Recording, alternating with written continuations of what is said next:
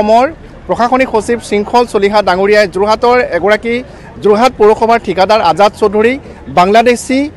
বুলি অভিহিত কৰিছিলে আৰু সেই বাংলাদেশী বুলি অভিহিত কৰাৰ পাছত যাৱতীয় পদক্ষেপ গ্ৰহণ কৰাকে ধৰি আজাদ চৌধুৰীৰ যিটো বাসগৃহ সেই বাসগৃহটো উচ্ছেদ কৰিবৰ বাবে যোৰহাটৰ জিলা আয়ুক্ত কাৰ্যালয়ত মেমৰেণ্ডাম দাখিল কৰিছিলে আৰু তাৰ পাছত যেতিয়া আজাদ চৌধুৰীয়ে তেওঁ পাছপৰ্ট তেওঁৰ জন্ম প্ৰমাণপত্ৰ ইত্যাদি দেখুৱাই নিজকে কৈছিলে যে তেওঁ বাংলাদেশী নহয় তেওঁ ভাৰতীয় নাগৰিক হয় তেওঁৰ পুতেকে ৰাছিয়াত ভাৰতীয় পাছপৰ্ট লৈ তাৰ অধ্যয়ন কৰি আছে এনেধৰণৰ বহুখিনি কথা কৈছিলে আৰু এক প্ৰকাৰ শৃংখল চলিহাক আজাদ চৌধুৰীয়ে চেলেঞ্জ কৰা বুলি তেওঁলোকে কৈছে আৰু তাৰ পাছতেই শৃংখল চলিহাই আজাদ চৌধুৰীৰ বিৰুদ্ধে ব্যৱস্থা গ্ৰহণ কৰিবৰ বাবে দাবী জনাই আজি যোৰহাট ষ্টেডিয়ামলৈ সকলোকে আহ্বান জনাইছিলে একত্ৰিত হ'বলৈ আহ্বান জনাইছিলে আৰু তাৰ পিছৰে পৰা তেওঁলোকে আগবাঢ়ি গৈ প্ৰতিবাদ সাব্যস্ত কৰিব যোৰহাট পৌৰসভাৰ কাৰ্যালয়ৰ সন্মুখত যে কিয় ব্যৱস্থা গ্ৰহণ কৰা নাই এগৰাকী ঠিকাদাৰৰ বিৰুদ্ধে আৰু আমি দেখুৱাইছোঁ যে বৰ্তমান বীৰ লাচিত সেনা অসমৰ বিষয়ববীয়াসকলকে ধৰি আমি ইয়াতে দেখা পাইছোঁ যে যোৰহাট জিলাৰ যিসকল বিষয়ববীয়া সেই বিষয়ববীয়াসকলো ইয়াতে আহি ইতিমধ্যে উপস্থিত হৈছেহি আৰু আমি কথা পাতিম যোৰহাট জিলাৰ বিষয়ববীয়া আছে সুজিত আছে কি ক'ব আজি যি কাৰণে আপোনালোকে একত্ৰিত হৈছে অলপ ক'ব নেকি হয় এয়া ধন্যবাদ জনাইছোঁ আমাৰ যোৰহাটবাসী ৰাইজক সচেতন যিসকল যোৰহাটবাসী ৰাইজ তেখেতসকল স্বতঃস্ফূৰ্তভাৱে ওলাই আহিছে আৰু বীৰ লাচিত সেনাৰ বিভিন্ন প্ৰান্তৰ পৰা আমাৰ সৈনিকসকল গম পাইছে যে খিলঞ্জীয়াৰ স্বাৰ্থত আৰম্ভ কৰিছোঁ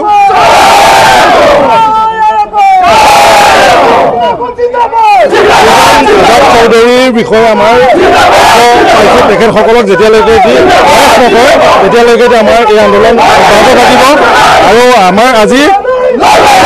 পৌৰসভাৰ ঘেৰাও কাৰ্যসূচীটো আমি আৰম্ভ কৰিম আৰু কেন্দ্ৰীয় সমিতিৰ নিৰ্দেশনা অহাৰ লগে লগে ক্ষেত্ৰত আজাদ চৌধুৰীয়ে কৈছে যে যদি বাংলাদেশী বুলি প্ৰমাণ হয় তেনেহ'লে জেল যাবলৈ সাজু আছে তেখেতৰ মাটিত যদি উচ্ছেদ চলাব বিচাৰে তেতিয়া তাৰ বাবে তেওঁ নিজে মাটি এৰি দিম বুলি তেওঁ কৈছে ঘৰ এৰি দিম বুলি কৈছে গতিকে যিটো প্ৰশাসনিক বিভাগ আছে সংশ্লিষ্ট চৰকাৰ বিভাগ আছে তেওঁলোকক ব্যৱস্থা গ্ৰহণ কৰিলে আপোনালোকে কিয় আহ্বান জনায় ইতিমধ্যে আমি মেমৰেণ্ডাম যোৱাকালি দিয়া হৈছে আমাৰ সদৰ থানা জিলা আয়ুক্ত আৰু পৌৰসভাত আমি তেখেতৰ তথ্য সম্বলিত এখন মেমৰেণ্ডাম দাখিল কৰিছোঁ তেখেতৰ ঘৰ মাটি যি মানে নীতি বহিৰ্ভূতভাৱে আবদ্ধ কৰি ৰাখিছিলে সেইখিনি উচ্ছেদ কৰিবৰ বাবে আপোনালোকে জ্ঞাত যে 23 চনতে এটা হাইকোৰ্টৰ অৰ্ডাৰ আহিছিলে সেই হাইকোৰ্টৰ অৰ্ডাৰ মতে তেখেতক উচ্ছেদ কৰিব লাগিছিলে কিন্তু উচ্ছেদ নকৰিলে কাৰ পৃষ্ঠপোষকতাত এই কাৰ্যসূচী হ'ল সেইটো আমি সকলোৱে জ্ঞাত চাগে গতিকে আমি আহ্বান জনাইছোঁ চৰকাৰকো যে তেখেতক উচ্ছেদ কৰি জেল হাজোতলৈ যোৱাৰ ব্যৱস্থা কৰক কাৰণ তেখেতৰ যিখন জন্ম প্ৰমাণপত্ৰ দেখুৱাইছে আপোনালোকেও জানে যে 78 চনতহে আমাৰ জন্ম চাৰ্টিফিকেটৰ ব্যৱস্থা আছে তাত 74 চনত জন্ম গতিকে তেখেতে ক'ত পালে এখন জন্ম চাৰ্টিফিকেট হয় মই আপোনাৰ সৈতে কথা পাতিম মই শৃংখল চলিহা ডাঙৰীয়া আছে মই তেখেতৰ সৈতে কথা পাতিবলৈ চেষ্টা কৰিম বিচাৰিম মই তেখেতৰ সৈতে কথা পাতিব বিচাৰিম যে আজি যিটো কাৰ্যসূচী ইয়াতে লৈছে সেই সন্দৰ্ভত কি ক'ব দাদা জাষ্ট কথা এটা সোধোঁ আজি যিখিনি আপুনি কাৰ্যসূচী লৈছে কালি আজাদ চৌধুৰীয়ে যিখিনি বক্তব্য আগবঢ়াইছে নিশ্চয় শুনিছে দেখা পাইছে যে তেওঁৰ জন্ম প্ৰমাণপত্ৰ দেখুৱাইছে পাছপৰ্ট দেখুৱাইছে কি ক'ব হয় কি কৈছে তেওঁ জন্ম প্ৰমাণপত্ৰ পাছপৰ্ট ইত্যাদি দেখুৱাই কৈছে যে তেওঁৰ ওপৰত যদি ব্যৱস্থা গ্ৰহণ কৰে আইনসংগতভাৱে কৰি জেল যাবলৈ সাজু আছে বুলি কৈছে হয় মানে কোন জেল যাবলৈ সাজু আছে আজাদ চৌধুৰীয়ে কৈছে সি এনেও জেললৈ যাব সি এনেও জেললৈ যাব যি প্ৰতিবাদ হ'ব চৰকাৰক বাধ্য কাম জেললৈ যাব এটা কথা কওঁ যোৰহাটত ডিচি আৰু এছপিৰ কাম নাই নেকি মই একো নাজানো কিন্তু আমাৰ প্ৰতিবাদত আমি ওলাই আহিছোঁ প্ৰতিবাদ কৰিবলৈ নহয় আপুনি শিৱসাগৰ পৰা যোৰহাট আহিব লগা যোৰহাটত ডিচি এছপিৰ কাম নাই কাম নাই কাৰণেতো আমি আহিছোঁ আপুনি স্পষ্টকৈ কৈছে হিমন্ত বিশ্ব শৰ্মাৰ কাম নাই ইমানখিনি মানুহ বাংলাদেশী মই কথাটো শুনি লওঁ ইমানখিনি মানুহ বাংলাদেশীক ধৰিছে যোৰহাটত এজন বাংলাদেশী আছে য'ত শিৱসাগৰৰ পৰা আপুনি আহিব লগা হৈছে আৰু CM ছাৰে একো কৰিব পৰা নাই আমি সেইটোৱেতো দাবী কৰিছোঁ যে মুখ্যমন্ত্ৰী যদি সাহস আছে আজাদ চৌধুৰীক এৰেষ্ট কৰিব লাগিব নহ'লে গণতান্ত্ৰিক প্ৰতিবাদ কিন্তু ভয়ংকৰ হ'ব গণতন্ত্ৰ শেষ স্থলকে প্ৰতিবাদ কিন্তু আৰু এটা কথা সুধিব যে দুলীয়াজানৰ ইছ্যুটো তল পৰিল নেকি দুলীয়াজানৰ কথাটো এটা বেলেগ কথা এই কথা এটা বেলেগ কথা ইছ্যুটো সমাপ্ত হ'ল জাতি ইছ্যু সমাপ্ত নহ'ল বুলি আমি ইয়াত বাংলাদেশী কিটা উৎপাত কৰিবলৈ সেইটো কথা নাই দুলীয়াজানৰ প্ৰতিবাদ আছে আজি দুলীয়াজানত আমাৰ মুখ্য সচিব তাত আছেগে মুখ্য সচিব তাত আছে তেওঁ দুলীয়াজানৰ পৰা আমাৰ স্থিতি স্পষ্ট কৰিব নোৱাৰে ইছ্যু কাৰণে নহয় দেই আমি যেটো জানো যে আমি দেখা পাইছো যে যোৰহাট পৌৰসভাৰ এগৰাকী ঠিকাদাৰ হয় আজাদ চৌধুৰী এগৰাকী কোনো ডাঙৰ ঠিকাদাৰো নহয় ঠিকাদাৰ নিবিদাক লৈ পেলাই কাজিয়া হৈছিল তাৰ পাছত আজাদ চৌধুৰী বাংলাদেশ ইস্যুটো এই মুহূৰ্তত ওলাইছে কাকলে সংযোগ হ'ব পাৰে 2012 চনৰ পৰা আমি আজাদ চৌধুৰী আমিয়ে বাতৰি মই নিজে আজাদ চৌধুৰীৰ বিৰুদ্ধে এতিয়ালৈকে বহুতবাৰ বাতৰি কৰিছো কিন্তু একো কৰা নাইতো এক আইনগতভাৱে একোটো নাই হোৱা সেইকাৰণে আমি আহিছো মানে যোৰহাটৰ কাম নাই সেইটো কথা কৈ কৈছো যে বিষয়ববীয়া আছে কাম নাই তেওঁলোকৰ নিশ্চয় কৈ তেওঁ পকেটত আছে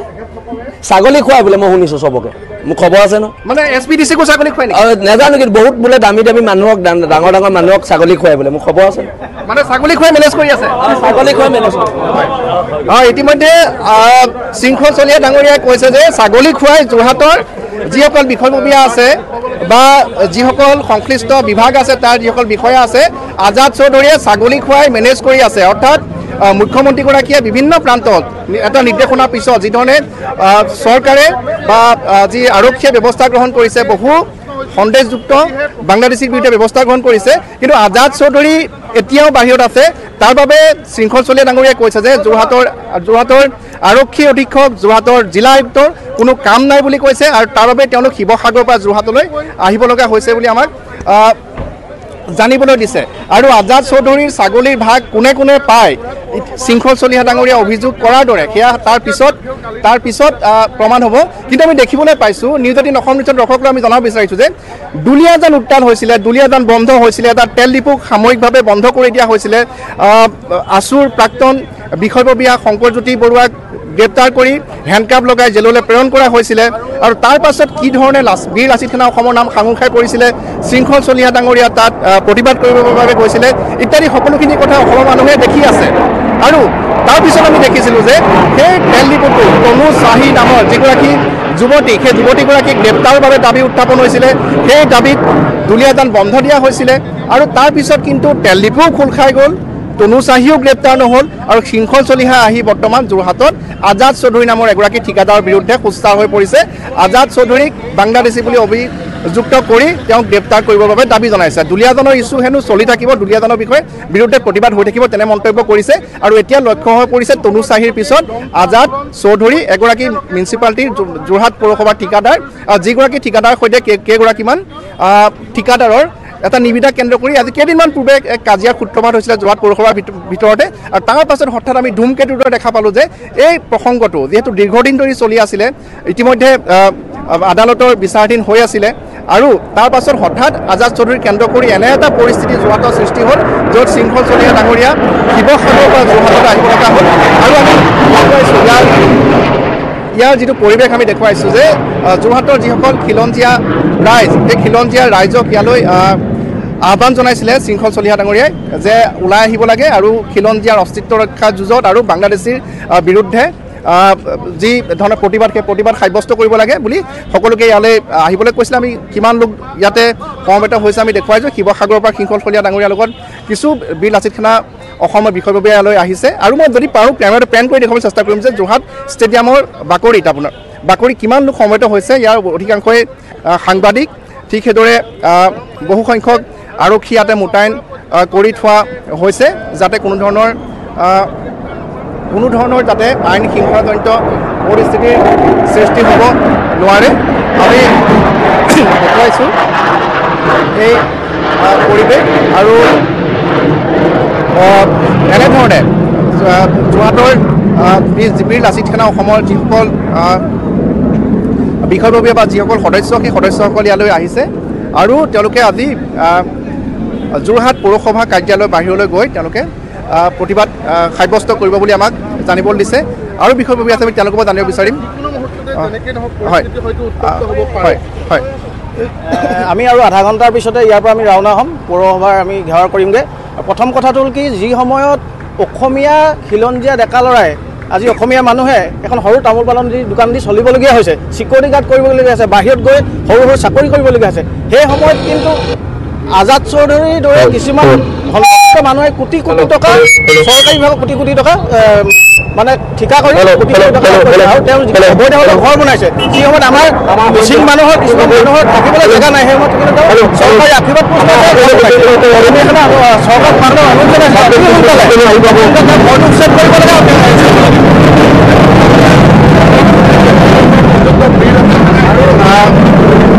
আমি দেখুৱাইছোঁ যে আজাদ চৌধুৰীৰ বিৰুদ্ধে ইটোৰ পাছত সিটো অভিযোগ উত্থাপন কৰি গৈছে কোটি কোটি টকাৰ ঠিকা যোৰহাট পৌৰসভাত কৰাৰ অভিযোগ উঠিছে আৰু আমি দেখুৱাইছোঁ যে যোৰহাট যি ষ্টেডিয়াম আছে ষ্টেডিয়ামৰ বাহিৰত তেনেধৰণে এইসকল লোক সমবেত হৈছে শৃংখল চলিহা নেতৃত্বত যিহেতু তেখেতে কালি আহ্বান জনাইছিলে আজি এই প্ৰতিবাদী কাৰ্যসূচীটোৰ বাবে আৰু আমি দেখুৱাইছোঁ আৰু আধা ঘণ্টাৰ পিছতে যোৰহাট পৌৰসভা কাৰ্যালয়লৈ ৰাওনা হ'ব বুলি আমাক জানিবলৈ দিছে আৰু এনেদৰে গৈ তেওঁলোকে প্ৰতিবাদ সাব্যস্ত কৰিব যে আজাদ চৌধুৰী নামৰ যিগৰাকীক তেওঁলোকে বাংলাদেশী বুলি অভিযুক্ত কৰিছে সেইগৰাকীৰ বিৰুদ্ধে ব্যৱস্থা গ্ৰহণ কৰিব লাগে বুলি সুজিতা এতিয়া পৌৰসভালৈ গৈ কেনেধৰণৰ প্ৰতিবাদ হ'ব নাই ইতিমধ্যে আপোনালোকে গম পাইছে যে পৌৰসভাৰ যি দুৰ্নীতিটো সেইটো গম পাইছে সেইটো ক'বলগীয়া নহয় সৰ্বজনবিদিত যোৰহাটবাসী ৰাইজ হিচাপে গতিকে সেই দুৰ্নীতিৰ বিপক্ষে আৰু আজাদ চৌধুৰী হৈছে ঠিকাদাৰ মই কৈছোঁ আজাদ চৌধুৰী হৈছে ঠিকাদাৰ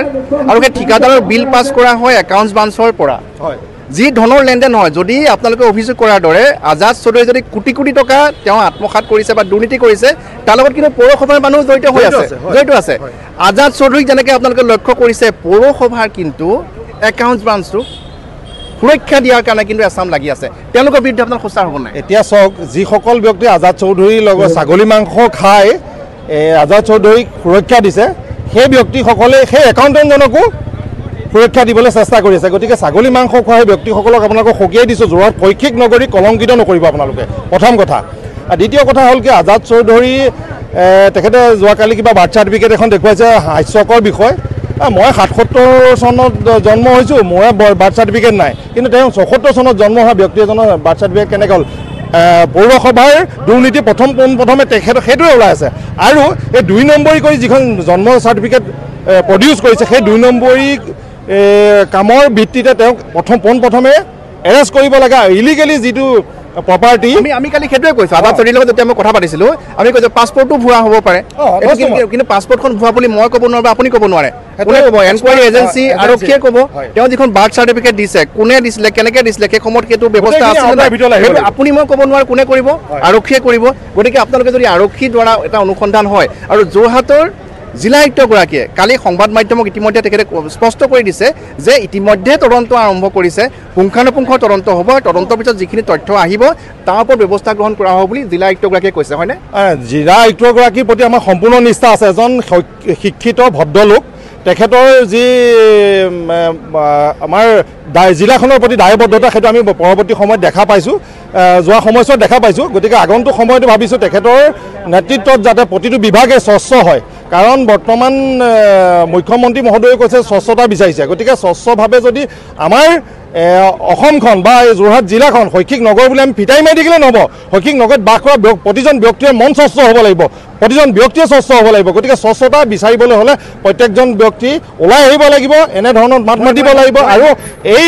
বিষয়বিলাকত সম্পূৰ্ণ তদন্ত হ'ব লাগিব আমি আপোনালোকক পূৰ্ণ সহযোগিতা জনাম যে আজাদ চৌধুৰী যদিহে বাংলাদেশী হয় তেনেহ'লে তেওঁৰ ওপৰত ব্যৱস্থা গ্ৰহণ কৰিব লাগিব তেওঁৰ যিখিনি মাটিৰ কথা উল্লেখ কৰি আছে ২০১৩ চনৰ পৰা যিটো চলি আহিছে যে যিখিনি মাটি কেন্দ্ৰ কৰি তেওঁ উচ্ছেদৰ বাবে ইতিমধ্যে দাবী উঠি আহিছে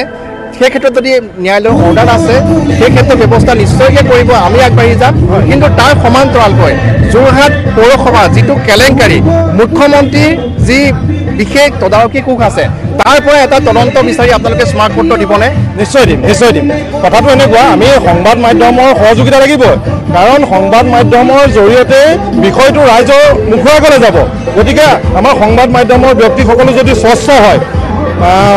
সপক্ষে মানে সত্যৰ সপক্ষে বাতৰি কৰে তেনেহ'লে আমি ন্যায় পাম কাৰণ যোৰহাটবাসীয়ে ন্যায় পাম আমি বুলি নহয় আমি বৰ্তমান জাতীয় সংগঠন হিচাপে দায়বদ্ধ এটা বিষয়ৰ ওপৰত আগবাঢ়ি আহিছোঁ কাৰণ এনেধৰণে যদি আমাৰ যোৰহাটৰ পৰা আপাৰ আছাম যিটো বাংলাদেশী মুক্ত হৈ আছিলে লাহে লাহে আমি গম পাইছোঁ গাঁও ভূঞেও মাজে মাজে দুই এঘৰ সোমাবলৈ ধৰিছে গতিকে এনেধৰণৰ যিসকল আমাৰ খিলঞ্জীয়া মুছলমান আছে তেখেতসকলক আমি দোষাৰোপ কৰা নাই তেখেতসকলক আমি গালি পৰা নাই সেই বিষয়টোক লৈ ইছ্যু তেখেতে নহয় তাৰ যিসকল স্থানীয় লোক আছে সেই তাত এটা শৃংখল চলিয়াৰ ডাঙৰ এটা মতামত আগবঢ়াইছিলে যে সেই পথেৰে কোনো জীয়ৰী বোৱাৰী যাব নোৱাৰে তাৰ সুৰক্ষিত নহয় আৰু তাকে লৈ সেই চেণ্টিমেণ্টত আঘাত আনিছে তাৰ যিসকল স্থানীয় লোক সেই স্থানীয় লোকসকলৰ তেখেতে কৈছিলে যে ভোগদৈ নদীত নহ'লে দিখৈ নদীত আজাদ চৌধুৰীক উটুৱাই দিব লাগে বা এনেধৰণৰ কেইবাটাও তেনেধৰণৰ অতি বিতৰ্কিত কথা তেখেতে কৈছে এতিয়া যিটো এনে প্ৰভোকেটিভ ষ্টেটমেণ্ট যদি দিয়ে প্ৰৰচনামূলক যদি ষ্টেটমেণ্ট যদি দিয়ে তেনেহ'লে নিশ্চয় আপোনালোকে যিধৰণে কথা কয় অতি যুক্তিসংগতভাৱে কিন্তু শৃংখল চলিহা ডাঙৰীয়াই যিধৰণে কথা কয় সেই কথাখিনিৰ পৰা কিন্তু কিছু আইন শৃংখলাজনিত পৰিস্থিতি সৃষ্টি হোৱাৰ বহুতখিনি তাৰমানে অৱকাশ থাকি যায় হয় এই কথাটো এনেকুৱা শৃংখল চলিহা দেৱৰ মানে তেখেত মানুহজন উত্তেজিত অলপ গতিকে তেখেতক প্ৰৰোচনামূলকভাৱে কিছু প্ৰশ্ন সোধাৰ লগে লগে সেই উত্তৰটো তেনেধৰণে দিবলৈ তেখেতে চেষ্টা কৰে যদি আমি কাৰণ অকল বীৰ আছিফ খানৰ এটা বদনাম আছে যে তেখেত আমাৰ উগ্ৰ জাতীয়তাবাদৰ লগে লগে সুস্থ জাতীয়তাবাদ আমি প্ৰতিষ্ঠা কৰিছোঁ কাৰণ সুস্থ সবল এখন সমাজ গঢ়িবৰ বাবে আমি চেষ্টা কৰিছোঁ অসমীয়াৰ স্বাৰ্থত খিলঞ্জীয়াৰ স্বাৰ্থত কাম কৰাৰ চেষ্টা কৰিছোঁ গতিকে আমাৰ এই আজাদ চৌধুৰীক যি ভোগদৈ নৈত পেলোৱাৰ কথা কৈছে তেখেতৰ কথাটো এনেকুৱা ধৰণৰ যে সেই জীয়ৰী বোৱাৰী যোৱাৰ যিটো ভয়ৰ পৰিৱেশ সেইটো বৰ্তমান শৃংখল চলিহাই কোৱাৰ কাৰণে নহয় বৰ্তমান অসম মানে যোৰহাটত আপোনালোকে গম পাইছে বিভিন্ন জেগাত তেনেকুৱা পৰিৱেশ হৈ আছে জীয়ৰী বোৱাৰী যাব নোৱাৰা এটা পৰিৱেশ আমাৰ সেই DCP কলেজৰ মুখেদি যোৱা তেনেকুৱা বাতৰি আপোনালোকে নিশ্চয় হেৰি উত্থাপন কৰিছিলে প্ৰকাশ কৰিছিলে গতিকে আমি বিচাৰিছোঁ যে বীৰ লাচিত সেনাৰ সৈনিকসকল বা যোৰহাটবাসী ৰাইজসকল যেতিয়ালৈকে ৰাইজৰ পক্ষত থাকিব তেতিয়ালৈকে যাতে আমাৰ প্ৰতিজন জীয়ৰী বোৱাৰী সুৰক্ষিতভাৱে যাব লাগিব আৰু ঢাকাই প্ৰতি শব্দটো যিটো ব্যৱহাৰ কৰিছে তেখেতসকলে